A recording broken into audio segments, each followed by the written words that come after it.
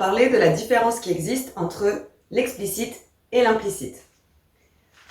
L'explicite dans un texte, c'est quand le locuteur va exprimer clairement tout ce qu'il pense, tout ce qu'il dit.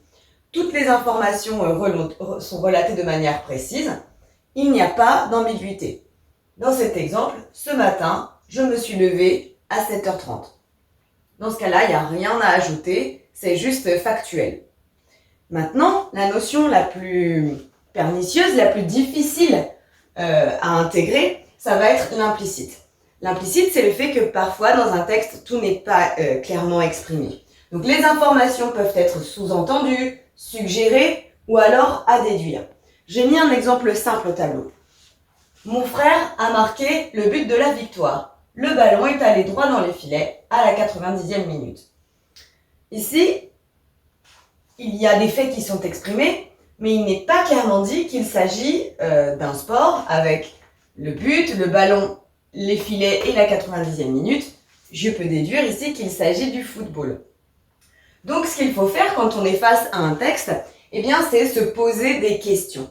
C'est se demander si tout est bien dit. Parce que parfois, on se rend compte que les informations ne sont pas clairement exprimées.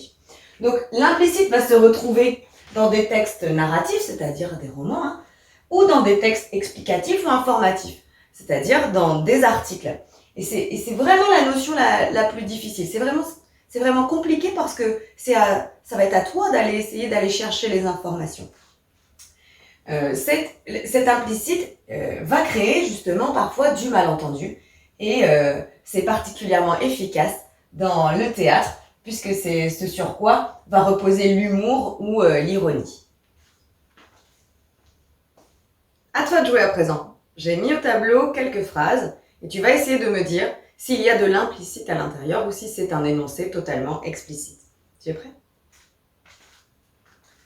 Il ne reste plus de café? Alors selon toi, c'est un énoncé qui contient de l'implicite ou pas?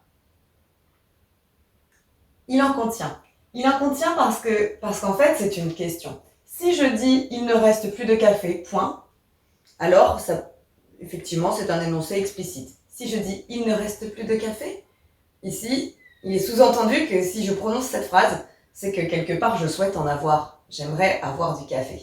C'est une manière un peu détournée de poser une question claire. La Révolution française a eu lieu en 1789. Alors, explicite ou implicite? Explicite ici, il n'y a rien de plus à dire, c'est factuel. La Révolution, c'était en 1789. Le musée ouvre à 9h. Tu l'auras remarqué, on est dans le même cas de figure, c'est un fait. Donc ici, c'est un énoncé également explicite. Lise dormait, la lune éclairait faiblement sa chambre.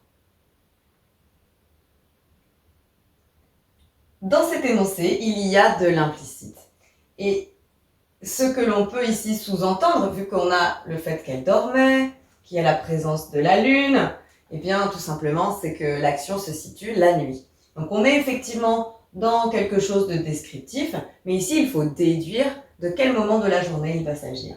Et ici on le remarque grâce au champ lexical qu'il s'agit de la nuit. Pour terminer, ne m'embête pas, je me suis levée à 6h ce matin. Il y a de l'implicite dans cette phrase. C'est pas juste je me suis levée à 6h ce matin. Ça c'est explicite. Mais le fait qu'il y ait ne m'embête pas, ça traduit une certaine irritabilité. Je suis fatiguée, ne viens pas m'embêter parce que je vais vite partir au quart de tour. Voilà. Je voulais juste ajouter que dans les textes explicatifs ou dans les articles, on allait parfois retrouver de l'implicite. C'est-à-dire que les thèses, les idées principales qui peuvent être développées dans les articles ne sont parfois pas exprimées. Et ce sont les différents arguments et exemples qui suivent qui amènent à déduire cette thèse qui est appelée thèse implicite. Voilà, j'espère que c'est un peu plus clair pour toi maintenant. À bientôt. Maintenant que tu as tout compris, entraîne-toi en faisant les exercices ci-dessous.